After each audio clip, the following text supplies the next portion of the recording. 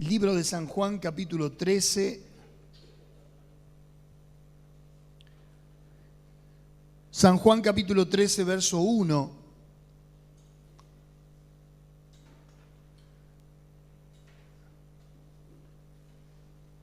Antes de la fiesta de la Pascua, sabiendo Jesús que su hora había llegado para que pasase de este mundo al Padre, como había amado a los suyos que estaban en el mundo, los amó hasta el final.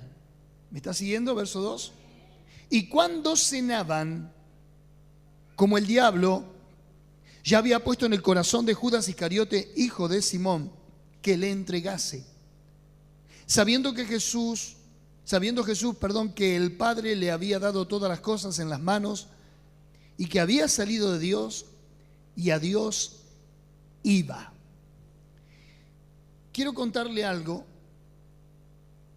no tiene por qué saberlo, pero a lo mejor hoy lo va a saber. Desde el capítulo 13 hasta el capítulo 18, 5 capítulos, es el discurso de Jesús, la noche en la que Él toma la cena con los discípulos. Usted va a leer Marcos, Mateo y Lucas y va a encontrar una pequeña porción muy escueta, muy laxa de la cena. La descripción es muy corta, la descripción no entra en demasiados detalles, pero Juan, aquel discípulo que se recostó en el pecho de Jesús, el más pequeño de todos, el discípulo amado, tiene la capacidad de escribir desde la cena hasta horas previas a su entrega y a su crucifixión, detalle por detalle, lo que sucedió. Algunos dicen que el libro de Apocalipsis fue el último que se escribió, año 95 después de Cristo. Pero a mi criterio, y algunos otros estudiosos dicen que es el último libro de la Biblia que se escribió, el Evangelio de Juan. Lo interesante es que en esos 5 capítulos Jesús da un discurso extraordinario. Habla de 11 temas en 5 capítulos y en un lapso de aproximadamente hora y media, 2 horas, la noche que iba a ser entregado. Una persona en la angustia previa de la muerte, como el caso de Jesús, tiene la capacidad intelectual y verborrágica de describir y dar anticipadamente a su partida una enseñanza que va a pasar a ser parte de los manuales de la doctrina. Por decirlo, solamente algunos de los temas que Jesús trata en 5 capítulos, 11 temas. Jesús anuncia la traición de Judas, les da el nuevo mandamiento, Jesús anuncia la negación de Pedro, Jesús es el camino al Padre, capítulo 14, la promesa del Espíritu Santo y la actividad del Espíritu Santo en la ausencia de Jesús, capítulo 15, Jesús la vid verdadera, 15, 18, el mundo los aborrecerá, capítulo 16, la obra del Espíritu Santo, la tristeza que se convertirá en gozo, yo he vencido al mundo. Y como cierre, conclusión, Jesús ora por sus discípulos, que esos discípulos no eran solamente los que estaban allí presentes, sino también Jesús dice y deja muy en claro, aquellos que han de creer. Nosotros en este caso, vuelva por favor conmigo, capítulo 13 de Juan. Recuerde esto, siempre me gusta darle una introducción que tenga que ver con el estudio de la palabra. Capítulo 13 al 18, 5 capítulos, sentado Jesús en la cena, el único evangelio que lo registra. Y dice que antes de la fiesta de la Pascua, sabiendo Jesús que su hora había llegado para que pasase de este mundo al Padre, como había amado a los suyos que estaban en el mundo, los amó hasta el fin. Diga conmigo, los amó hasta el fin. Y no es un detalle menor este. ¿Por qué quiero subrayar esta frase?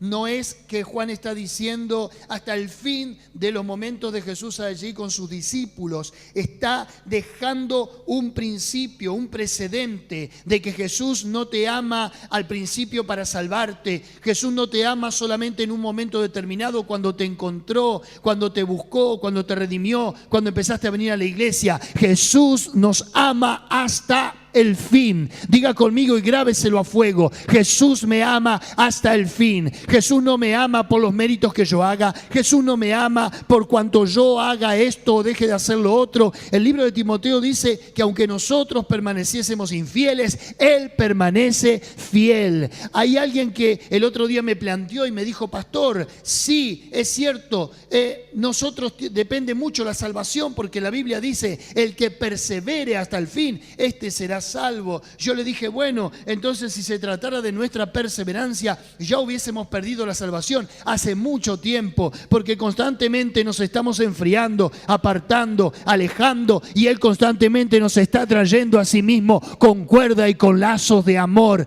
Dice mi texto: los amó hasta el fin y hasta el fin nos amará. Amén, amén y amén. Ni la vida, ni lo alto, ni lo profundo, nada nos podrá separar del amor de Dios. Jesús estaba a punto de partir y seguía amando a sus discípulos. Es extraordinario. Ahora quiero dejarle en esta noche un regalo de 7 palabras de Jesús antes de ir a la cruz. Mayormente predicamos las 7 palabras de Jesús en la cruz. ¿Cuántos recuerdan eso?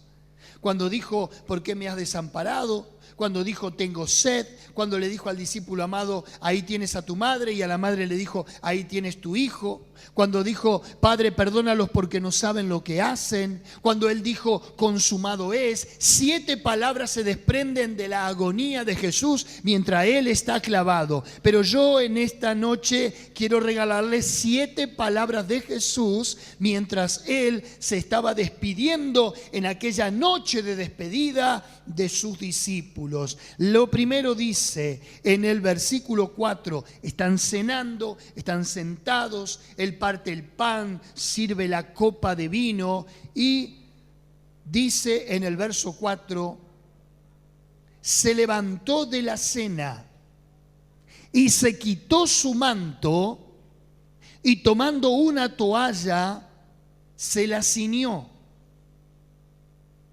Este es un hecho extraordinario. Solamente podría quedarme toda la noche predicando de este pasaje, porque Él se levanta de la cena luego de haberles servido, luego de haberles presentado en forma escueta el plan de redención: el que come mi carne y el que bebe mi sangre tendrá vida eterna, y yo le resucitaré en el día postrero, lo que dice San Juan capítulo 6.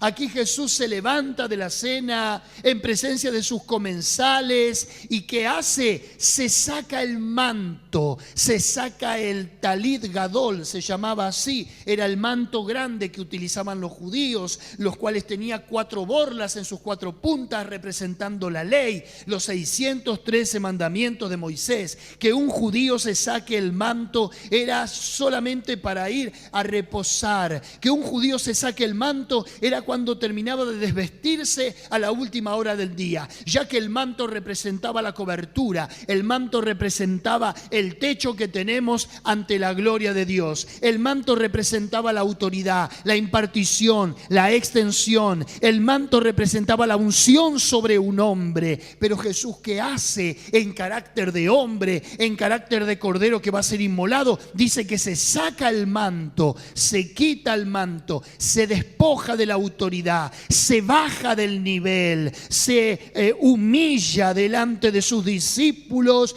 y como si esto fuera poco, se ciñe una toalla.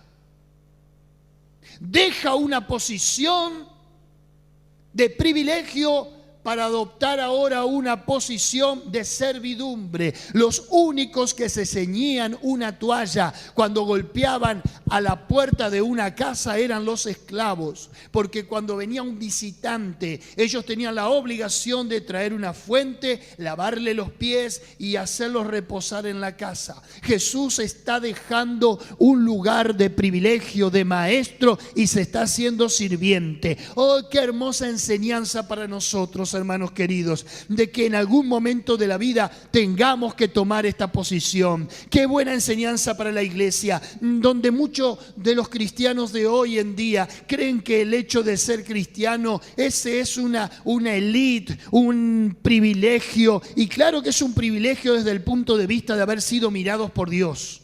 Pero quiero decirle que no somos una élite, no somos los más privilegiados, no somos los más posicionados. ¿Sabe qué? A los cristianos del primer siglo se los conoció por su servicio, por su virtud, por su altruismo, por su gesto de gentileza. Jesús lo dijo en el Sermón del Monte: si alguien te pide la capa, no le niegues ni siquiera la túnica. Si alguien te pide llevarle una milla, andás con él 2 con su carga.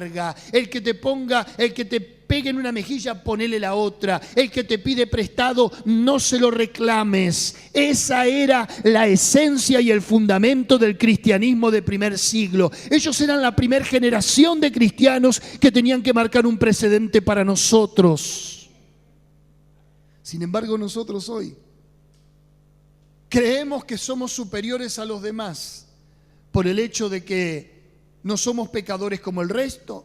Y tenemos cierta altanería y tenemos hasta ciertas pretensiones a la hora de lo que reclamamos delante de Dios. Hasta no consideramos hay veces la crisis o los infortunios o las pruebas como parte de un trato divino en nosotros, sino que se lo adjudicamos a que la vida no tiene por qué tratarnos así, o a que el enemigo se ensañó con nosotros. Pregunto, ¿qué queda para aquellos que sufrieron por la causa de Cristo y que dejaron que su vida fuera forjada por el martillo y el cincel de la prueba? Jesús es el ejemplo máximo de la humildad. Se quita el manto y toma una toalla. Deja un elemento de privilegio para tomar ahora un elemento de servicio doméstico.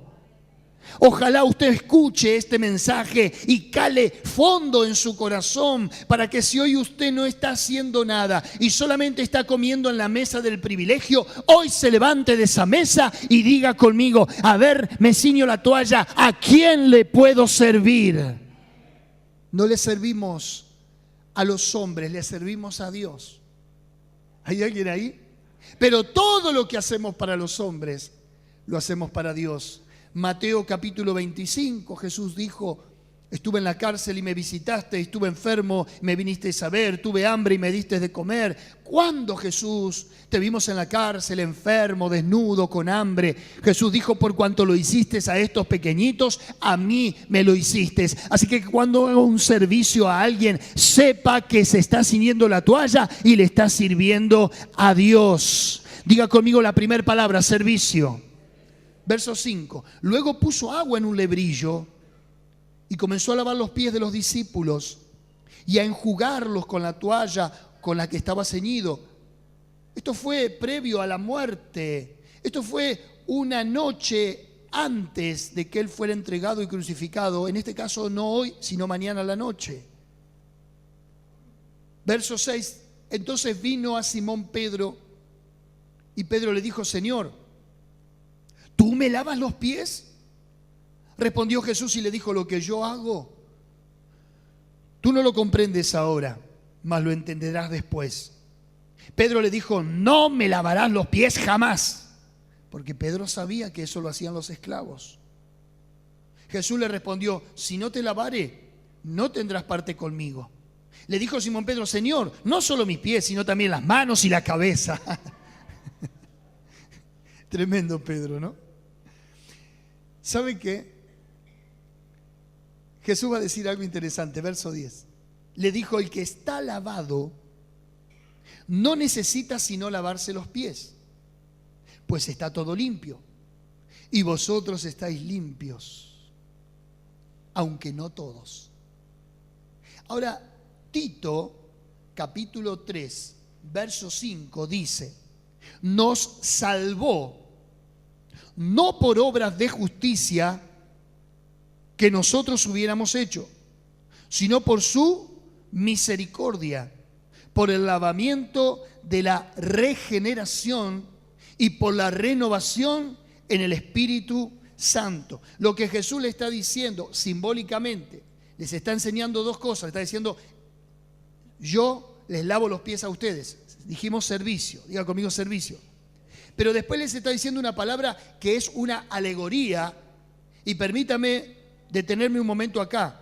Le dice: lo que yo hago, tú no lo comprendes ahora. No lo entendió, es cierto, mas lo entenderás después. Lo que Jesús estaba diciéndole es que a través del lavamiento le estaba dando una previa, le estaba dando un anticipo de lo que sería la regeneración.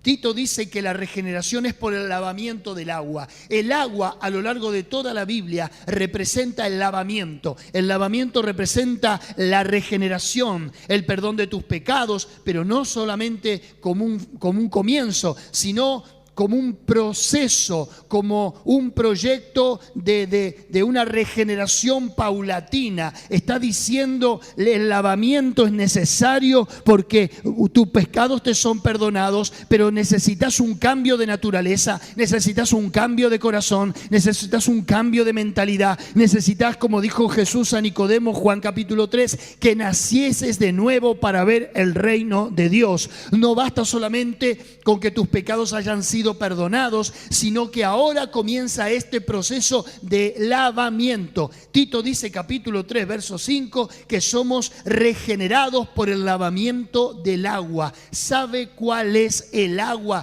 en la Biblia? El agua es la palabra misma. Efesios capítulo 5, verso 22, dice también algo con respecto a nuestra transformación y a lo que produce el agua en nosotros. Dice, 27,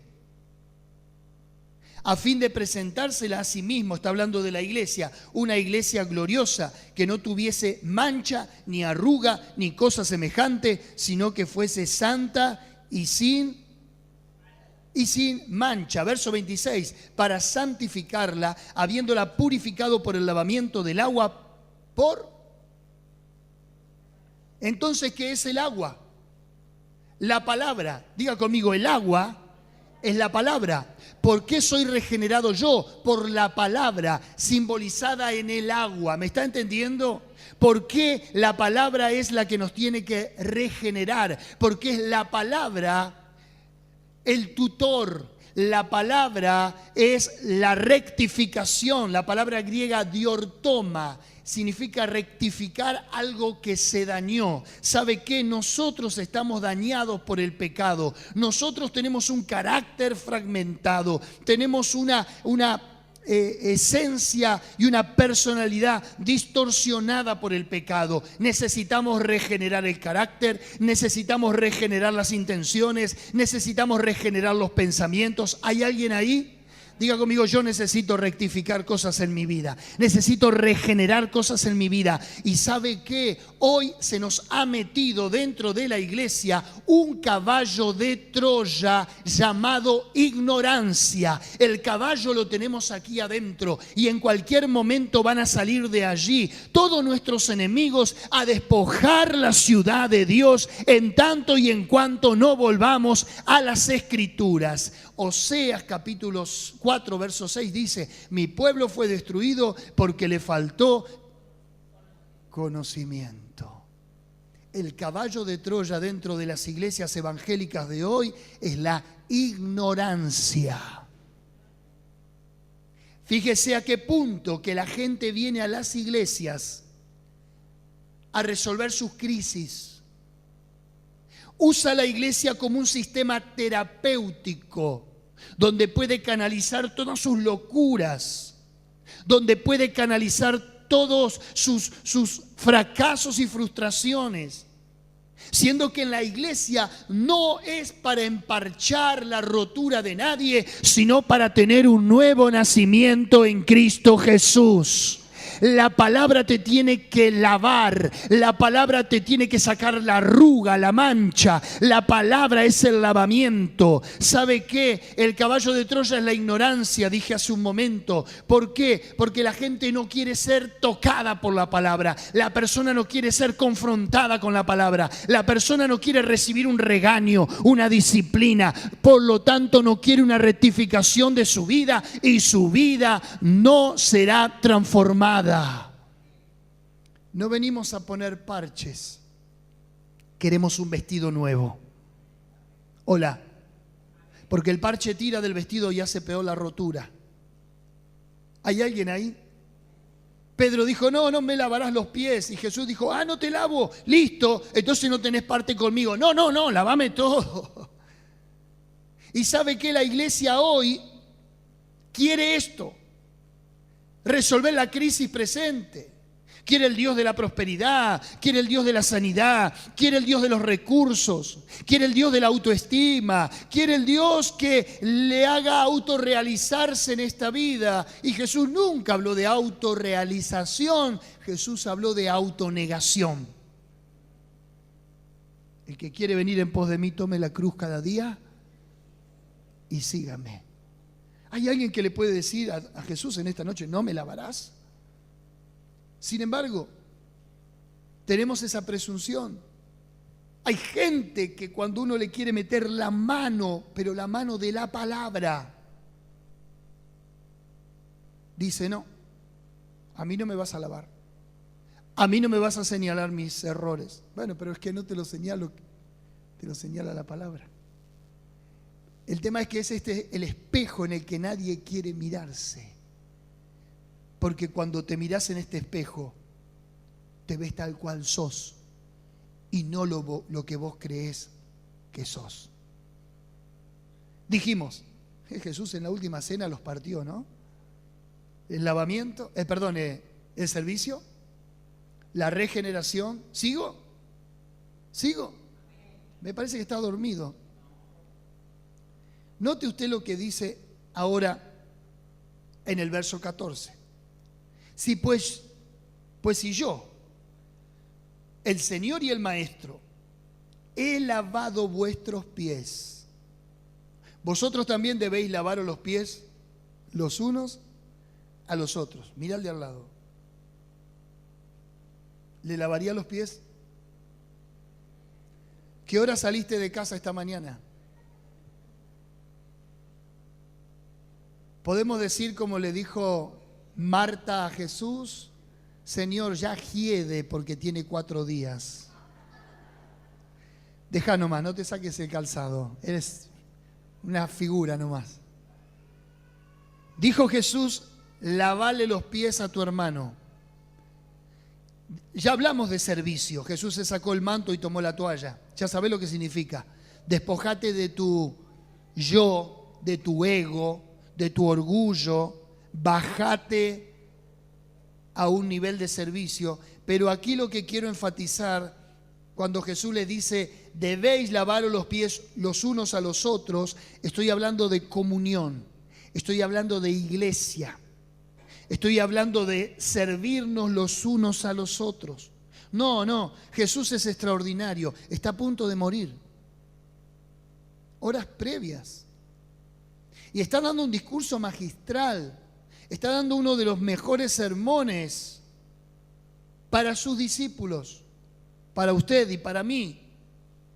Él está diciendo, yo ya no voy a estar para hacer este servicio para ustedes. Yo ya no voy a estar para lavarles.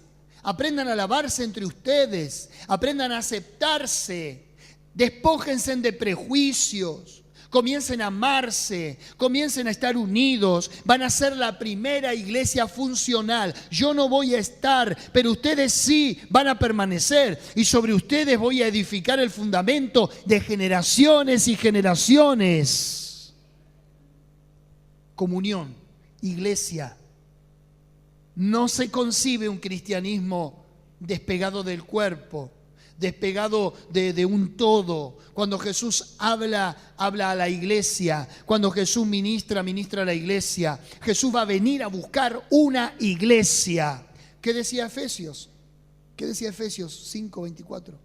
La quiero lavar a la iglesia para presentarla como una novia, como un vestido de novia puro, sin mancha y sin arruga. Pero va a decir otro detalle, verso 18. No hablo de todos vosotros. Yo sé a quiénes he elegido. Mas para que se cumpla la escritura, el que come pan conmigo levantó contra mí su calcañar. Está hablando de Judas, que lo iba a traicionar. Judas no fue el elegido, pero sí estuvo entre los discípulos. Judas hizo milagros. Ahí se cumple Mateo 7. En aquel día diréis, pero no profetizamos en tu nombre, ni hicimos milagros en tu nombre, ni sanamos enfermos en tu nombre. ¿Y él qué le va a decir Jesús? Apartaos de mí, hacedores de maldad, yo no los conozco. Juan va a decirlo, estaban entre nosotros, estaban con nosotros, pero no eran de nosotros, porque si hubieran sido de nosotros, permanecerían con nosotros. Ahora Jesús va a decir algo interesante, que donde yo quiero plantarme, no hablo de todos, yo sé a quienes he elegido. Esto se llama predestinación, pensamiento anticipado de Dios sobre cada uno de nosotros. Esto nos cuesta entenderlo, nos cuesta aceptarlo, pero antes de la fundación del mundo, vos ya estabas en el plan de Dios. Lo expliqué de esta manera en la clase de Romanos el lunes a mis alumnos en el seminario. Dios es un director de cine. Dios escribe el guión de una película. El comienzo, el desenlace y el final. Y nosotros somos los espectadores que comenzamos a ver la película, pero nunca sabemos cómo terminará el final. Ahora, Dios es atemporal, es eterno, es infinito. Estoy describiendo atributos de Dios. Él conoce el principio y el fin. Él es el Dios del pasado, el presente y el futuro. Para Dios todo eso está en un presente continuo. No lo podés entender. Pero Dios ya te conoce desde antes que siquiera hubieras nacido. Fueron las palabras de Dios a Jeremías: antes que nacieses, te conocí. Antes que te formases en el vientre, te santifiqué y te di por profeta a las naciones. Eso es predestinación. Y esto echa por tierra cualquier argumento de aquellos que creen que van a perder la salvación. Ese es el gran temor y espíritu culpógeno de la iglesia de hoy, que no conoce la doctrina, que vive con un temor, pero no un temor reverente, sino un temor que hasta llega a ser un insulto para Dios, de creer que cuando Dios hace algo, lo hace por la mitad o lo va a dejar en manos y expensa tuyo para que mañana lo pierdas. Diga conmigo: si ya fui salvado una vez, Dios me preservará para alcanzar mi corona incorruptible. El tema es que la falta de enseñanza y de doctrina hace que los cristianos crean que por sus propios méritos van a ser salvos. Y no tenés ningún mérito para la salvación. No hiciste nada, no haces nada, ni vas a hacer nada para ser salvo. Jonathan Edwards dijo: en nada hemos contribuido a nuestra salvación, en nada, excepto el pecado que la hizo necesaria. Nada. ¿Qué pusiste para ser salvo? Tu pecado. Oh, qué gran cosa, ¿eh? Pablo lo dijo de esta manera a los romanos, pensando que se iban a perder una vez que fueron cristianos. Él les dijo: ni lo alto, ni la vida, ni la muerte, nada nos podrá separar del amor de Dios que es en Cristo Jesús, Señor nuestro. Decía el de lado: tranquilo, que puedes estar con tentaciones, con pecados sin confesar, con situaciones que Dios todavía está santificando, regenerando en tu vida, pero aquel que comenzó la obra será fiel en completarla. ¿Puede decir amén conmigo? Puede sacarse la frustración, el miedo. Dios dijo, de mi mano nadie lo arrebatará. Predestinación. Yo sé a quienes he elegido. Sigo con 2 de las 7 palabras de Jesús antes de ser entregado. La siguiente está en el capítulo 14, verso 8.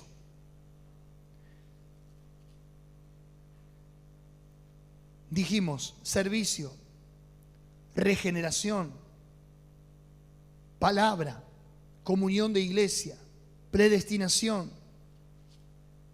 Capítulo 14, verso 18, paternidad. Jesús habló todo esto en la última cena. Qué capacidad de recepción que tuvo Juan para describir con lujo de detalle todo lo que Jesús dijo. Inspiración total. Inspiración divina. Verso 18, yo no os dejaré huérfanos, vendré a vosotros. Qué hermosa palabra.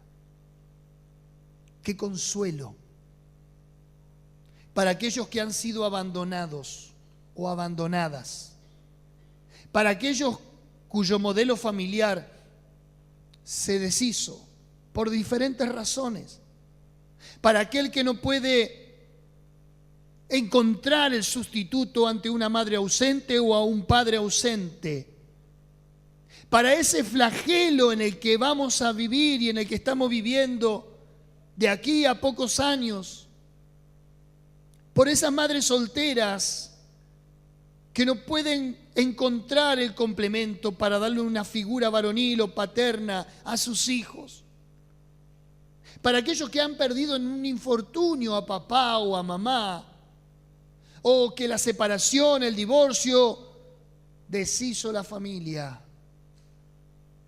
Los discípulos se sintieron, aunque adultos, bajo ese estigma. Jesús se va y ¿qué de nosotros?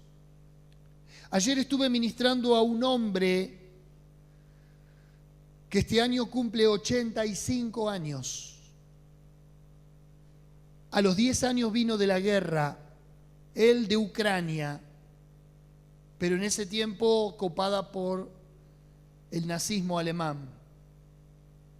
En un barco a los 12 años, aquí en el puerto de Buenos Aires, años 50, presidencia de Perón, les dio alojo en todo lo que es Puerto Madero.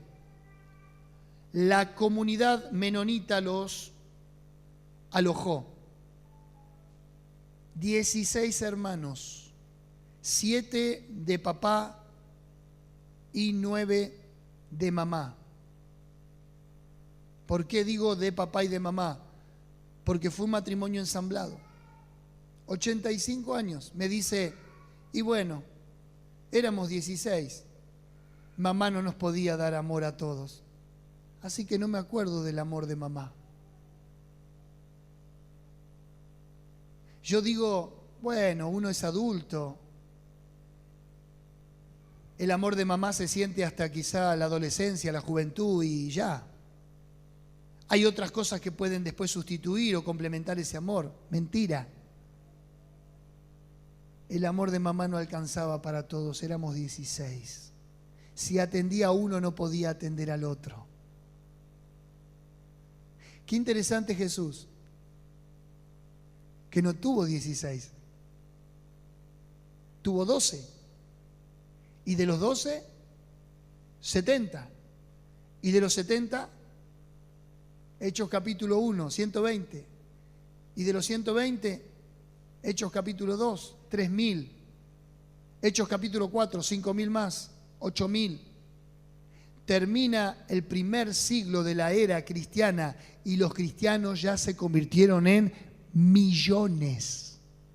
Hoy, solamente Argentina el 10% de toda nuestra población es cristiano evangélico. Y en otros países no tengo estadísticas. Pero ¿qué dijo Jesús? No los dejaré huérfanos. En otras palabras, tengo amor para todos. ¿Cuántos dicen amén? No los voy a dejar huérfanos. La paternidad. Cierro con el último punto en el capítulo 17, verso 8.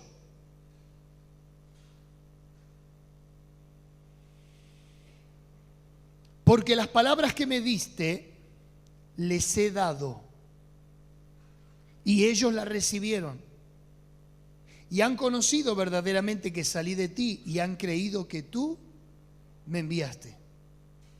Yo ruego por ellos, no ruego por el mundo. Voy a resaltarlo. Yo ruego por ellos, no ruego por el mundo, sino por los que me diste. ¿Escuchó? Quiere decir los escogidos, quiere decir los predestinados. Jesús no ora por el mundo, Jesús ora por los que el Padre le da del mundo. Verso 9, verso 10, perdón. Y todo lo mío es tuyo, y lo tuyo es mío, y he sido glorificado en ellos. Y ya no estoy en el mundo, mas estos están en el mundo, y yo voy a ti. Padre Santo, a los que me has dado, guárdalos en tu nombre, para que sean uno así como nosotros. Cuando estaba con ellos en el mundo, yo los guardaba en tu nombre. A los que me diste, yo los guardé.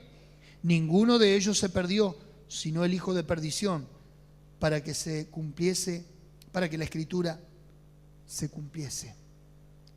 Ahora, verso 15, no ruego que los quites del mundo, sino que los guardes del mal. No son del mundo, como tampoco yo soy del mundo. Verso 20. Mas no ruego solamente por estos, sino también por los que han de creer en mí por la palabra de ellos. Ahí estamos nosotros, que por la palabra de los discípulos llega a nuestros días este evangelio, y la oración de Jesús es para nosotros hoy la cobertura.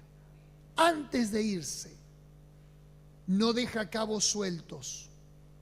Antes de irse les dice: sáquense el manto y pónganse la toalla alguna vez, sirvan. Les habla de la regeneración y nos habla de la regeneración. Nos habla de la palabra. Nos habla también de la comunión como iglesia.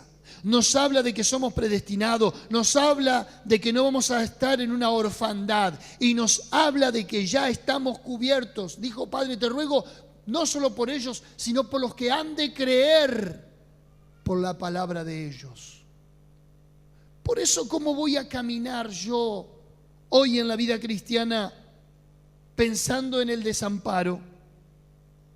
¿Cómo voy a caminar pensando en mis crisis que me van a derrotar o en mis cargas que me van a aplastar, si Jesús ya me dejó una garantía, si Jesús ya me dejó todo resuelto, si Jesús ya me dejó predestinado, regenerado, lavado en el ministerio, en el servicio, con una paternidad, con una cobertura? ¿Cómo puede hoy usted creer que Dios no está con usted, que Dios lo va a desamparar, que va a salir de aquí y cualquier infortunio puede acontecerle y usted vivir bajo el temor y bajo la culpa, cuando Jesús en su oración antes de partir ya dejó todo hablado, todo resuelto, como aquel que está a punto de fallecer, de morir, y deja un testamento y dije, bueno, este para acá, este para allá, esto te corresponde a vos, esto para aquel otro. Ya dejó todo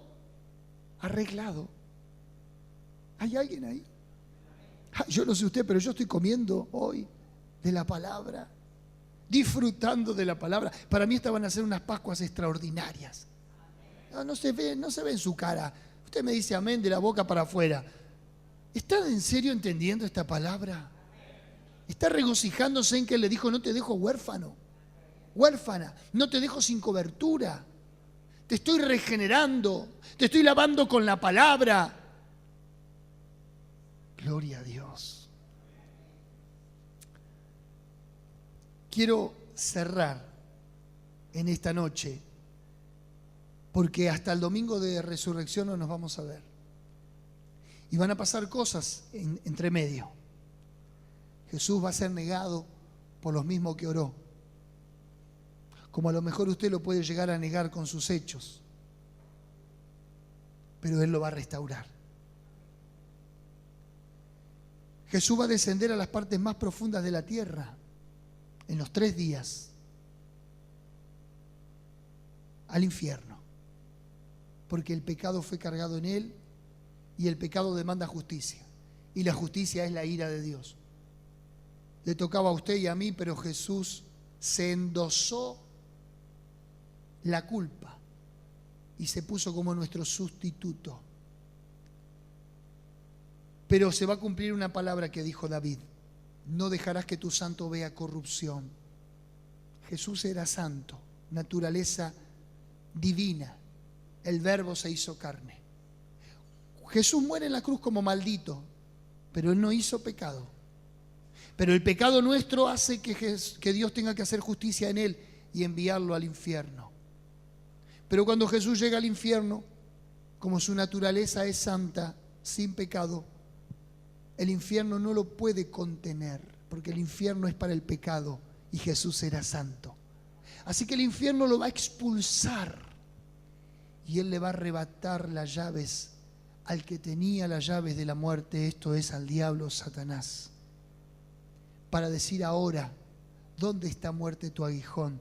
¿Y dónde, oh sepulcro, tu victoria? Yo soy la resurrección y la vida, y el que cree en mí, aunque esté muerto, vivirá.